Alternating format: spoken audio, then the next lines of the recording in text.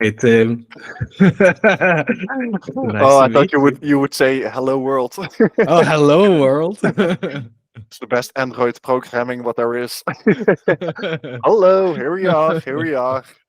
This is quite fun. Two engineers talking about AI. Oh yeah. Let's go to the um, map. so Marcel, Mm, I'll give a short introduction about how we met each other for all of you, the viewers that are going to actually see this. We met each other at Mind Valley U, and we kind of resonated because both of us are interested in the whole AI stuff and the whole technology part and how it could potentially help us and how it interests us as general. mhm. Um, so for today, we selected, I don't know, I chose like five subjects to a little bit talk about, and then let's just see where the conversation itself Yeah. flows. Is there something that you want to say for yourself about yourself? Myself, well, that's a good introduction. Yeah, well, I I'm an AI guy. So let's go. And software engineer, you had an Software engineer. education in software engineering? I did computer science engineering. So it's like civil engineering, but the computer part of it. Um, no. Good. Yeah, I've been building websites for I think 17 years. My dad taught me when I was very small. Wow. And So what kind of languages are you skilled at? I mostly do JavaScript. Work I've been doing Java as well in the backend now. I was like, I'm like, yeah, I'm a full stack developer. I've never done Java, but whatever. They just put me on the project, so you kind of figure it out. So, a language is a language. Yeah. Yeah, I'm myself, I'm an electrical engineer, so we did some programming, but not that much. I did Yeah, some so C, C++. VHDL or something. Not even that. No, Ah, I really didn't do any of that. interesting. Um, yeah, some Android coding, but Yeah, barely any decent coding. yeah. Oh, that's interesting. So, Yeah. and my major went into the electrical, the power electronics. So how to Okay. do with the higher frequency and the whole math behind that whole system, Yeah. which is quite useful for me now because I'm more leaning into the whole quantum physics and how it works and how the frequency. Ah. So that's a nice distinction for what I know. Yeah. Yeah. Yeah. I've always stayed at the computer side. I've done some Arduino recently. I think last year I actually designed my first circuit board and like let it print it. That was crazy. Nice. I didn't And know that could work. did you do a single layer circuits or did you even do double layers? Well, there's two sides, right? The front side and the back side. So don't know if you count that as one layer or multiple layers. Yeah, that's officially one layer, I think. No, there's nothing in the middle. Like you can No, see okay, yeah. everything. Yeah. Because I know some software engineers that actually like to do that double stacking, and then the programming will be so massively complex. Mm. But maybe now with I don't know how far that they are already, that you can Oof. actually give the values as in, I wanted to do this, design my whole circuit. Mm. Must be possible Yeah, with the for sure. possibilities that they have right now. For sure. Oof. Yeah. I mean, that's gonna be a big thing because I think one of my friends, I think literally like his job is doing the layouting of PCBs. Ah, Like it's a challenging thing. Like, and I mean, they still need humans to like, I don't know, get the creativity of like knowing what goes where for the optimal routing and like it's really apparently it's a very difficult thing. I yeah. mean, I was playing around with it. I had a very simple thing, and it's still like, oh shit, no, wait, this one needs to go the other way, and like, oh, shit, the other side. Yeah. Yeah, And then imagine complexities like HDM, um, AVL. No, but at least the complex circuit yeah. companies itself, the one in Veldhoven. What's its I name? don't know. Ah, doesn't matter. It's in the Good. second brain, not in the first brain. Already written down somewhere. Hmm. Um, but the advancements of the AI technology. What have you Mm, seen in the past couple of years? What have you noticed? How was the development? Because yeah. now everyone is kind of talking about AI, but Mhm. what have you seen in the past? Okay, what have I seen in the past?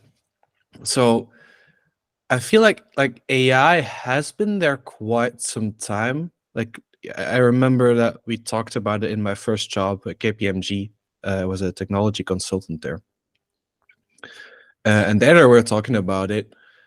But it was much more in the like their thing was kind of robotic process automation, which is like this fancy term, but it basically like a computer that clicks things in the interface. So because a lot of companies have these really old software like their SAP from the 90s. There's no way of automating, there's no APIs, nothing to integrate with it. So what you can do is software that reads from the screen and like literally moves the mouse, moves the cursor and clicks things, and that's how you can automate these things. I Uh, hacked some games in the past because of that. Some good oh yeah, yeah. So it's called RPA. So that's this whole thing of right, artificial intelligence. It's a very, very broad term, right? It's like anything that kind of acts like you have the impression that it's intelligent. That's kind of how I would define it. Like if it does something that seems kind of smart, then it's artificial intelligence. But that could also be some complex set of rules, right? Yeah. I followed a course I chose a course in university, artificial intelligence, and I was very disappointed by it because it was all about like, well, here are the rules of chess, and then you have this logical reasoning step to like get the computer to optimize to win at chess. I'm like, yeah, okay, sure, but like I want to know more about the machine learning side of it, the big data side of it. That was more of my interest. So, yeah, I've seen machine learning uh, being a topic for many years, and that more in the like I would now call them classical use cases where like mm, classifying transactions for a bank, right? Or when customers are sending feedback to like get a classification of is it positive feedback, negative feedback, do I need to respond to this quickly?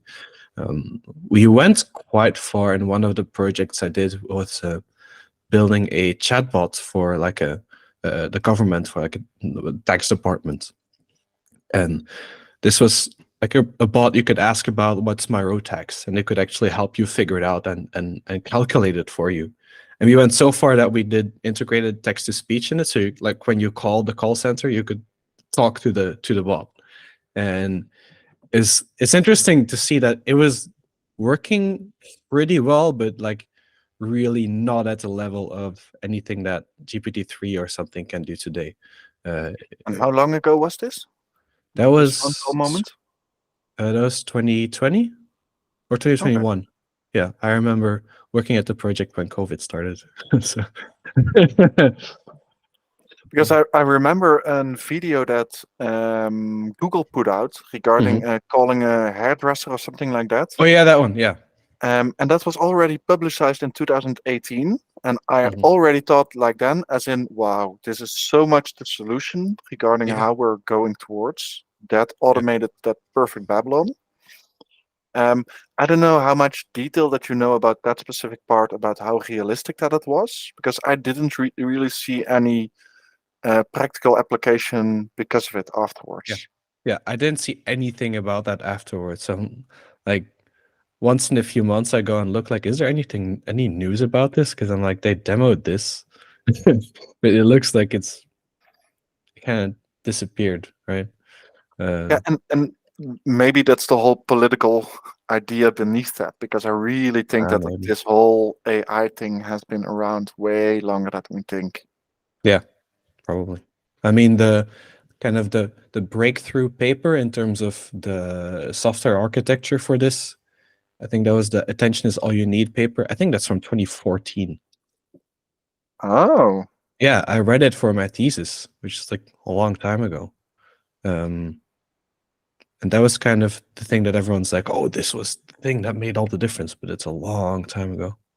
and what was then the breakthrough in that? So let's see how much I need to explain about machine learning. So, right, in machine learning, basically everything boils down to a mathematical operation, right? You get a number in, you do some kind of trickery, you get a number out, and then it learns what kind of calculation it needs to do. Now, it becomes a challenge when you have an input of a variable length, for example, text, because you want to make a lot of room for a long text, and you have this huge thing in the middle. No, like you want to keep it small. And so what they did first was this system called a recurrent neural network. Like you put in one word or one letter or one token, you put it in, and then you have the output, but you also have a sort of memory, and then you take the memory and you feed it back in together with another token of the input, and then you can kind of keep going, and at the same time produce outputs. But the problem there is that it's kind of it has a lot of attention to the next word, and so the systems that were made around that time were they lost track very quickly. So it's like imagine a goldfish that has a keyboard. It's typing the first half of the word, and by the time it's at the second half of the word, it forgot what it was typing. So like these models very quickly derailed. And then the breakthrough in this paper, attention is all you need, is where they change it so that it's not getting the next word, but it's actually able to look at the entire inputs, and the model learns which part of the input it should pay attention to. Oh. So it's like, for example, you're translating from one language to another, and in different languages, the structure is different, right? A word might be at the beginning or at the end of the sentence. And then because it's like, well, in French, I'm at word number 3, but then I would actually need information from the start of the sentence in Dutch, from the end of the sentence, and then it kind of knows which part of the input it needs to pay attention to. And that made it much more stable for longer inputs and outputs. So is it then putting value on the words itself, as in where do I have to put attention towards? Yeah, it's like it's like a multiplication with a weight vector, right? So each of the input words gets a weight assigned by the model. How's that technique officially called? Do you know that? It's something like attentional neural network thing. That's an interesting one. So that's also the reason why when you're actually talking with Chat GPT, that it's actually starting off with slow, actually writing stuff down, because it's actually checking. It's only checking it's its one at own a words, time, right? basically. Yeah, that's how it. Yeah. Okay. It's kind of reading what you're putting in, and then just indeed writing one at a time. So that's really how it works internally. Where do you see AI actually going towards? Taking over the world, I guess. Okay. I think, well, maybe practically one thing is that I feel like we have all this technology and all this power. We can do so many things, but it's difficult for people to use it. So I think the big breakthroughs at this point will be more and more in terms of user interface and what is easy to use. Like, I mean, even Chat GPT, we had GPT-3 for, I don't know how long, like a year or something before it. And I mean, they had one technical breakthrough kind of, and then the other one, ChatGPT, that's a business breakthrough. That's just formatting in like a chatbot interface. That was like a genius idea to do it, and it suddenly made it available for people to like practically use it. Yeah. And even that is difficult because you have a blank input field, and like I always tell this story of like, imagine you have this. You hit in some kind of oil lamp, and then you rub it, and then the genie comes out and it says like, I will fulfill all the wishes you have. Like, it sounds super cool, but then like when you're standing there, you're like, oh shit, what do I ask it now? Yeah. And you got to be careful, because maybe you ask, I want to live forever, but then you get hit by a bus and you can't move your legs, can't move your arms. You're standing there in the hospital, doctor is around you, and they're like, yeah, you're not going to be able to move anymore. Like, "Oh, thank God I'm still alive." Yeah. Oh fuck. Yeah, exactly. That was And the then you're wrong kind wish. of stuck in that mindset. And Yeah. that is sometimes what we're seeing right now, as in when you're asking it, it's actually giving something different what you actually expected. Yeah. Because what I personally noticed, that a lot of people have the tendency to say stuff in their sentences in such a way, because I'm a programmer, so Mhm. it's different from us, because you actually know that you're talking to a machine. Yes. Because Yeah. for most people don't really know that they're actually talking towards a machine. Yeah. They're like, yeah, but they understand this level. Like, no, not really. Yeah.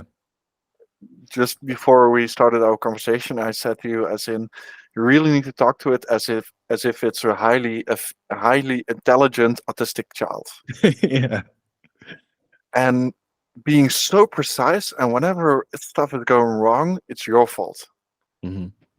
And then doing that for everything. And the machine will make mistakes. That's why the machine is there. Oh yeah, for course, for sure. Yeah.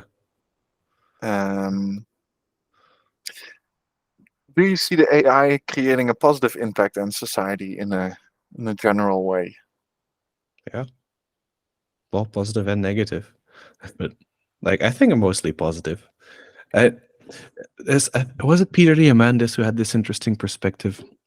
He was saying like, well, we we will have AI, and like people will be trying to make good things with it, and then some people will be trying to make bad things with it, and so we will probably end up with good AI fighting bad AI, like the robots fighting each other. True. And his other point was that uh, like when like there are good humans and there are bad humans, right? But most people are pretty good. Yeah. And so and I think he was even saying that you don't need like a really like 99% good, 1% bad. You don't even need that extreme of a distribution to understand that being good is good.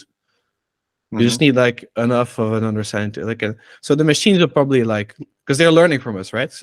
So like hopefully they don't see that much bad examples of bad behavior to take that over. So well, on the other hand, we should be very like friendly to each other on the internet because that's the training data. It's very true. Right? And I heard somewhere from another AI specialist, as he says, Mhm. that the AI is currently using the most available pieces of information based on the web that Yeah. it knows, and Yeah. not really the most positive or the best information at this moment. Yeah. Is that something that the engineers itself that are creating the OpenAI and Chat GPT are Mhm. actually moving towards, as in filtering down the bad stuff and then adding upon the good stuff?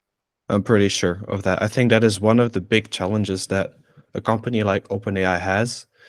I mean, I think there's one step in like throw everything in unfiltered, and then it like you let it train on that, and it has some kind of it gets a lot of things, at least like the baseline of how to form a sentence, like what does a word look like. But then there's this big fine-tuning step, which will steer its behavior in certain directions. And there they do things like making sure that it doesn't like tell you where to find child porn or whatever, right? Yeah. So it's going to stop it from doing illegal stuff, harmful stuff, that kind of things. And this is also where the breakthrough of what they call instruct GPT came from. That's kind of the technical breakthrough in Chat GPT. So at the base, these large language models, right? The technology is an autocomplete. So like on your phone, you have the keyboard that tells you like which is the next word you're going to type. It's the same thing, except it's just much bigger and much more advanced. And so at the beginning, we would have like you would say, for example, well, what do I need to prepare to move to Mars? And then you would press enter. And then it would say like, which water supplies do I need? Like, how long will it take to prepare? Instead of answering the questions, Yeah. because it's auto-completing your input instead of answering to the question. And so what they called Instruct GPT was the technical breakthrough in like, wait, after we created this model, we want to fine-tune it so that when we give it questions, it answers a question instead of trying to autocomplete wherever the question might be coming from, right? Where was I going? Where did this was a detour from somewhere. So, AI being good in general. Okay, the high quality data, right? So this is one of the things they're doing in fine tuning, and another thing they need to do now is really indeed fine tune it into giving the best, highest quality responses as possible. Because like Chat GPT, it doesn't know what good information and what bad information is. Like even up to the point where you like ask it, please give an intelligent response, then it'll probably be a better response than if you didn't ask it to give an intelligent response. Like that's how stupid this is. Like, autistic. Yeah. Do you difference between that if you ask stuff like that? As in, I haven't like properly tested it, but like yeah, I mean it doesn't know. And where do you use it practically for? Because that's also might be interested for everyone. What do you mean? What? Where do you use ChatGPT practically for what kind of examples? I use it a lot for brainstorming, like coming up with ideas, because it's really good at that. It will also tend to say yes to everything you tell it. So like, oh yeah, can you please like tell me how I can make a purple elephant, and then it'll come up with something. Yeah, which is really cool for creativity. I use it very often to kickstart writing. Like I'll come up with some headlines or ideas or outlines, or I quite often use it when I'm making notes and I have like this brain dump which is disorganized. Like I let it summarize and organize it. I really like it for that. Yeah, programming a lot. Like as so far as I have a tool called GitHub Copilot built into my code editor, and it's like tab completion, but it's super advanced. Like we have this ticket system with like, oh, these are the tasks you need to do, and sometimes I just kind of copy paste the description into a comment in the code, and then I let it autocomplete, and it's like, okay, there you go. So yeah. I'm like, okay, thanks. Yeah, basically. Right? Yeah. So that's super helpful. Everyone in the company is using it. Makes a big difference. Yeah, what I know nowadays, I only write my emails and almost all of my text messages as well. Actually, use ChatGPT for that specifically. Oh yeah, it's so super helpful because even though I'm pretty skilled with my English language, but when I'm actually explaining a certain topic or certain stuff, my words are kind of like messy, a little bit cross, a little bit strange, and I actually feed that into ChatGPT as in make me a decent point regarding this. Yeah, it actually creates this is what I'm seeing, this is what I'm expecting from you. Thank you very much. It's like so freaking amazing. And then going backwards, as in because AI is actually exaggerating sometimes with their being grateful sometimes. Yeah. And then I removed those parts and I actually sent out the email. So it really boosted my productivity. Yeah, that's a great workflow, right? Because you focus on like just the key things for you, as in coming up with the ideas, right? And explaining, like knowing what concept to explain the concept, but then you let it do like the fine tuning, the 80% of the work that we like I need to like get this sentence right or whatever. It's just like And I personally noticed that my actual sentences became better because I saw him writing it. Yeah. And after doing that 10, 20, 30 times, you can actually write your own mails better and better and better. So I'm using it less. So I'm actually using it for your own personal education as well. Yeah, that makes sense. What I've noticed in myself is like I have this thing where it's difficult for me to ask for help to people. Like I feel like I don't want to bother other people. I want to like do things myself. I like I should get this done more quickly or whatever. But because I've been using ChatGPT and you need to be very precise in what you want, I've noticed that like asking for help to other people is also becoming easier. I guess because I'm kind of used to giving instructions now, because I'm using it tens of times a day, like do this, do that, or I mean, please do this, please do that. But and what makes it then easier? As in because you can ask because you've taught yourself using Chat GPT, and that makes it easier to actually help. Yeah, I think as two help for parts. others.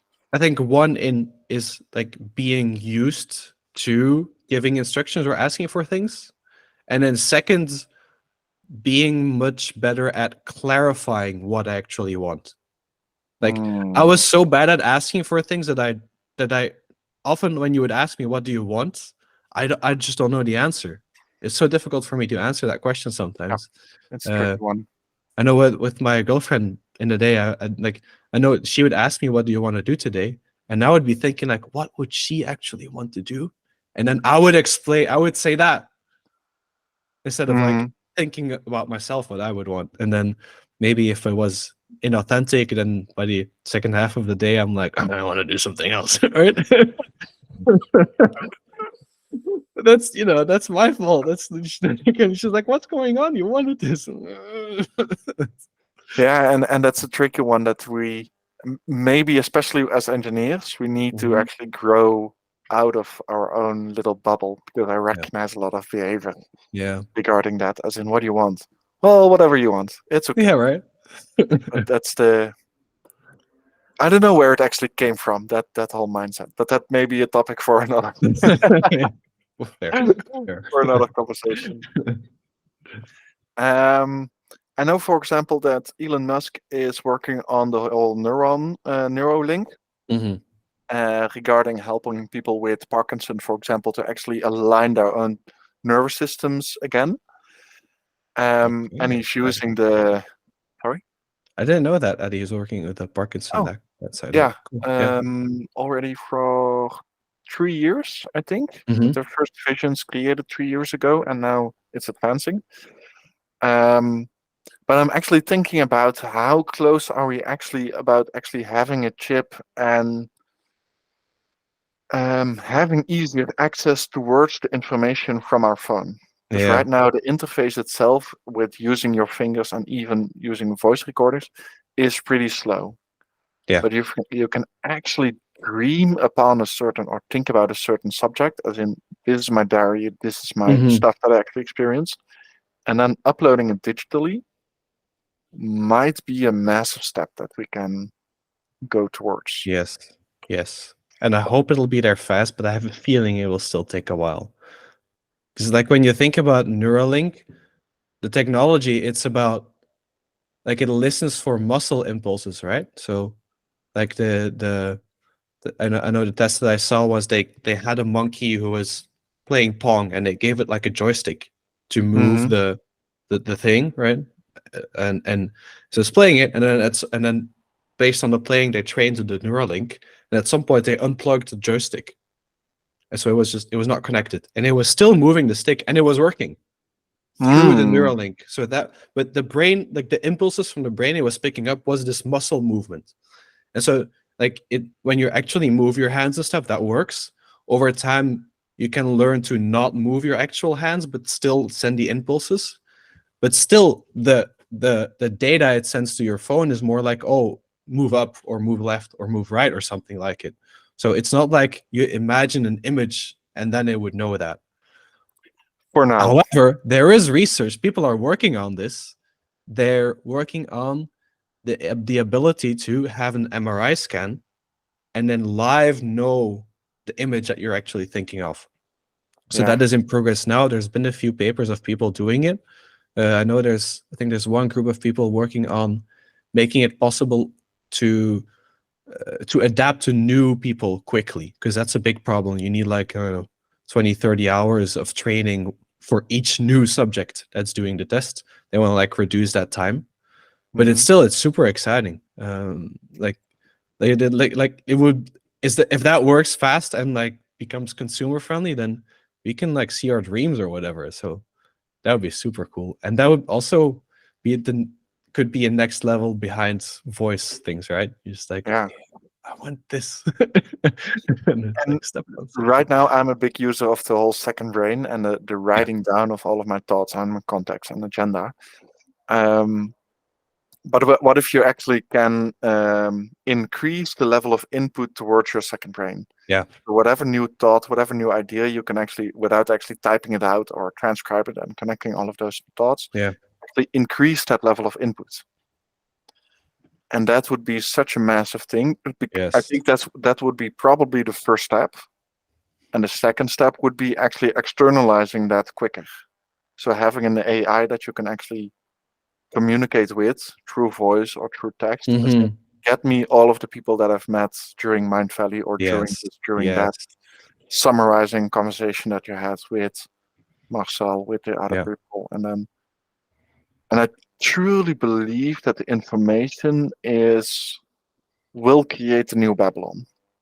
Mm-hmm. Even now, the technology is much further than we as humans are already evolved. Yeah. The trouble, biggest thing is that most people just really need to get educated and reduced over stress, overwhelm, that Yeah. all of that FOMO, that marketing part. Mm-hmm. Yeah, and I Yeah. really think and hope that AI will help us with that. Yeah. I think, yeah. I mean, it opens the doors for better interfaces, basically, right? Because, like, yeah, right now people need to learn it. They need to have new practices, and it's a kind of it's hard. I mean, I have my second brain too, and at Mindfully You, I'm like, "Ugh, I want to talk to people. Like, I don't want to spend time writing stuff down. Like, or like these past 2 weeks, I've been learning and growing so much, but I'm also like, oh fuck, I need to document this at one Yeah. point. Sometimes I think about it and I write things down, and I know I'm super happy when I did it. I know I had a brain tumor. That's like 2 years ago was removed. I didn't And know. yeah, and I was smart enough before that to write down how I felt.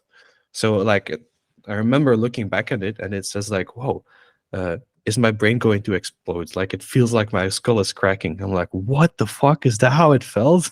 Because like humans, we are very bad at remembering pain. We don't know how much pain something was after the fact. And so like having that written down is like, shit, I got through that. That's crazy. Yeah, yeah, So those are the moments I realize like, oh, God damn, I need to write down my struggles and what I'm going through and what I'm learning. But then when you're in the moment and it's going well, you're like, no, let's keep going, right? So yeah. yeah. I do it the same thing, and it reminds me of something that Vishen said in his book of Extraordinary Minds. Actually, looking back, comparison to where you are right now, comparison to where you were in the past. And if you actually have written down some of your diaries or your inputs or your emotions at that time, you're like, oh, I'm feeling this happy right now, even though I'm struggling a little bit at this moment. But you already have gone through so much Yeah. comparison to that level. It's so amazing. And then you can actually help people who are in a certain level of state, as in, okay, let's go through that step and that step and that step. Yeah.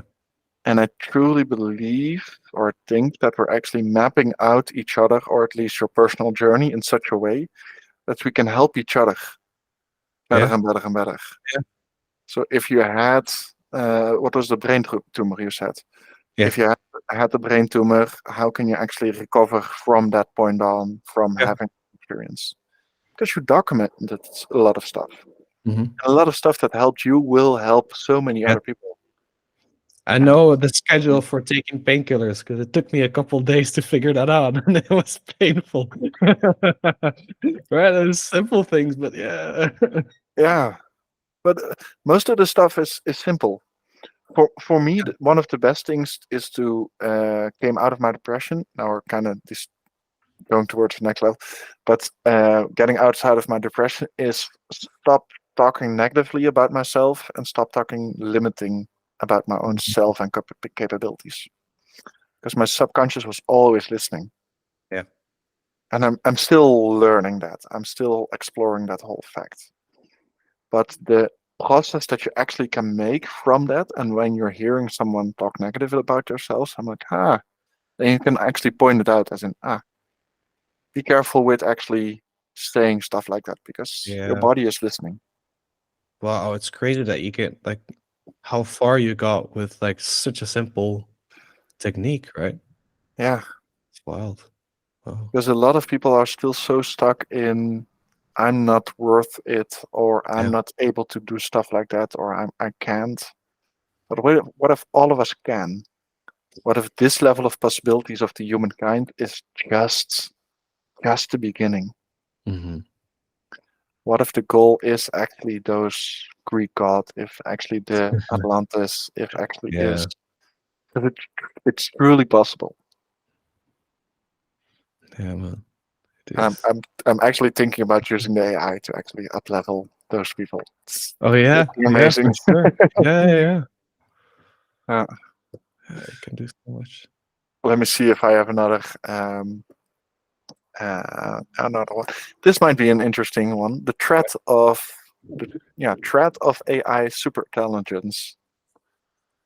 Is there a risk of AI becoming super intelligent in such a way that it will push us as humanity away? Hmm. I feel like if AI becomes super intelligent, it wouldn't be that much of a risk. It would be more like in the Her movie. Remember where it's like in the end, you have seen a movie? No, I don't think so. In Her. the Earth? Her. Oh no, I don't know that Well, one. it's a movie about an a guy and an artificial intelligence wife, basically. But she's on his phone. And so he Okay. talks to her or on his AirPods or whatever. And is this hyper intelligent virtual girlfriend. And they fall in love with each other because, well, she's programmed to fall in love with him. And they have a great time. But like she becomes smarter and smarter. And he feels at some point that she's starting to like disconnect a little bit. But well, spoiler alert, but the movie ends with her being like, I had an amazing time with you, but like this is just this human life, it's too simple. I'm more intelligent than, and then she just left and she went with all her other super intelligent AIs. So I think that is a more likely situation for if we create super intelligence. It's not like it's going to eradicate the Earth, and like no, it'll just get on a spaceship and leave to a nicer place or something. I don't know. Like, why would it kill everyone, or why would it make our lives miserable? I don't see a reason that if something is hyper intelligent, then it would do that. It's like, yeah, we kill ants when they're in our way and we just want to get through, but we don't kill ants on purpose. Yeah, yeah, Right. and that's one of the arguments that some people are actually giving, as in they don't really will see that we have the space or that we. Well, it's a tricky one because I I believe your statement mostly, Mm-hmm. as in I don't really see that much risk. The same as Yeah. the internet itself and all of that connection. Um, no, I don't really see any risk. I see the biggest risk in like when it's not yet super intelligent. Because like you and I were both in software, we know how easy it is to write bugs. uh, just today, I was trying out this new tool. It's like it's this AI, but it's a Google Chrome extension that you can like ask it like, okay, can you please find me some people on LinkedIn with this job title, and then send them a message, and then it'll like go in your browser, click stuff, and send everything, or like order me a flight to XYZ. So it's like we gave that to Chat GPT and we let it control our computer. Like you and I, we know that Chat GPT sometimes does like things that you don't want it to do. And so for sure, Yes. there's gonna be situations where that thing will do things that you don't want to happen. Yeah. And it's not because it's so intelligent, it's because it's not intelligent enough. Yeah, that's true. Because the bugs will actually create more bad things than actually good things. Yeah. Yeah. What I noticed, I had an paper contract that I saw between that company that I was working for and another company, and I was actually looking through all of the text and all of the data. It was like 90 pages, but I was bored and I was actually interested in all of the contract beneath it. Okay. No one actually reads those contracts anymore. Yeah. But I saw certain things, and because I'm already a little bit interested in the AI, I was like, and this was before Chat GPT 3.5. Okay. And I'm like, this is not written by a human. This is really mistaken. So I actually went to my boss, as in, this isn't correct comparison to that one. This doesn't mean anything. They're so generalized in such a way that we see ChatGPT saying right now as well. Mm-hmm. I'm like, guys, if we sign this, then we're hanging out to dry. Oh, it's okay. We'll give you a presentation about how to interpret this contract. I'm like, guys, are we seriously talking about this shit?